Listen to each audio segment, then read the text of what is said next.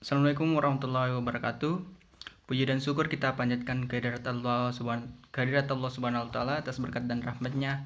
Kami sempat memaparkan materi kali ini, dan selawat serta salam tak lupa pula kita curahkan kepada baginda kita Nabiullah Muhammad SAW. Pertama-tama perkenankan kami selaku kelompok 5 untuk memaparkan materi dari kelompok kami. Adapun judul materi kami yaitu analisis strategis meliputi lingkungan eksternal, internal, dan keunggulan pesaing.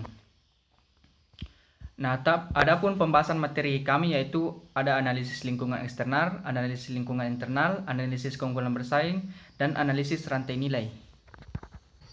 Adapun yang akan saya bahas pada hari ini yang pertama yaitu analisis lingkungan eksternal.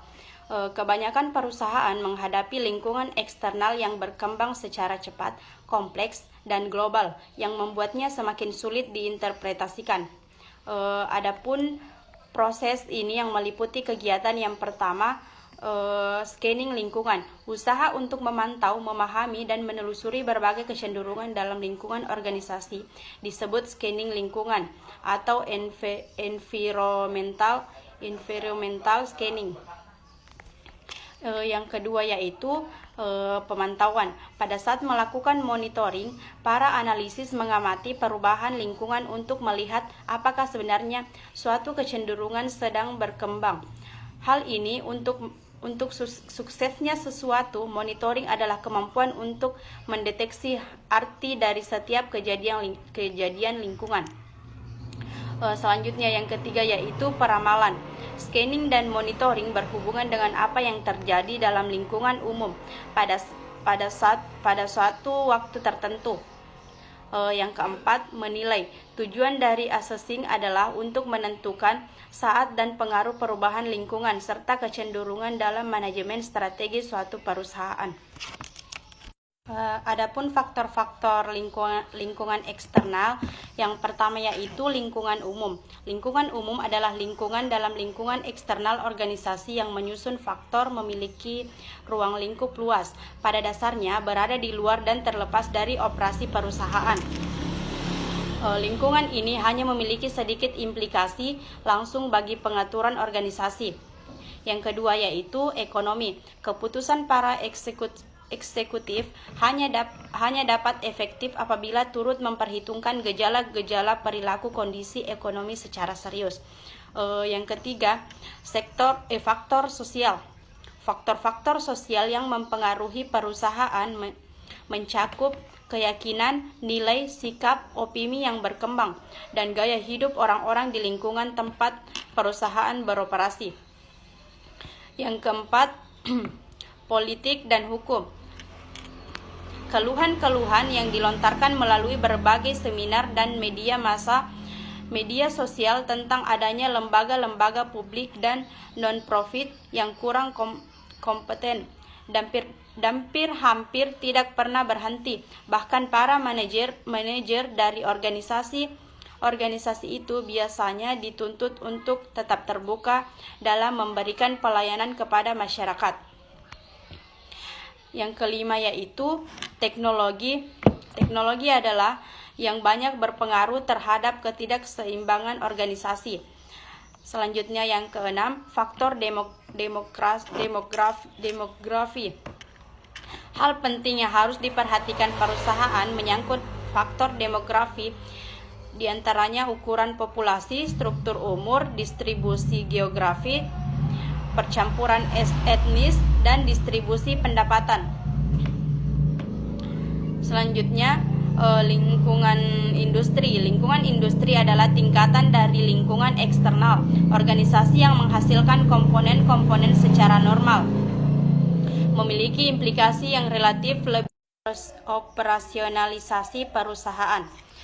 Selanjutnya yang kedua, analisis lingkungan internal.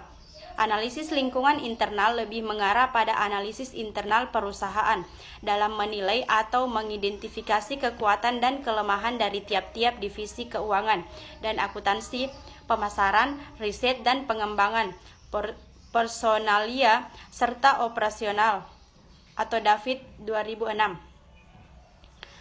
Adapun faktor-faktor lingkungan internal, yang pertama yaitu pemasaran. Pemasaran adalah starting point setiap kegiatan bisnis. Fungsi-fungsi perusahaan yang lain seperti produksi, persediaan, keuangan, SDM, dan sebagainya. Yang kedua, keuangan dan akunting. Faktor keuangan memberikan gambaran tentang kemampuan perusahaan dalam menghasilkan keuntungan atau laba perusahaan yang tergambar dalam laporan keuangan perusahaan. Yang ketiga, produksi, operasi, dan teknik. Bagian operasi dan teknik berkaitan dengan upaya pengendalian produksi di pabrik tetap terjaga sesuai rencana. Pengendalian produksi adalah fungsi untuk menggerakkan barang melalui siklus manufaktur. Siklus manufaktur keseluruhan dari pengadaan bahan baku sampai dengan pengiriman produksi jadi. Yang keempat, personalia. Bagian personalia berkaitan dengan perencanaan, pelatihan, dan penempatan staf yang sesuai dengan rencana perusahaan dalam jangka waktu tertentu. Yang kelima, manajemen mutu.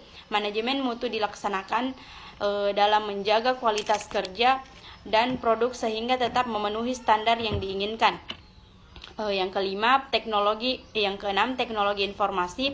Teknologi informasi merupakan bagian dari sistem Baik, di sini saya akan memaparkan terkait materi analisis keunggulan bersaing, yang dimana keunggulan bersaing adalah perkembangan dari nilai yang mampu diciptakan perusahaan untuk pembelinya.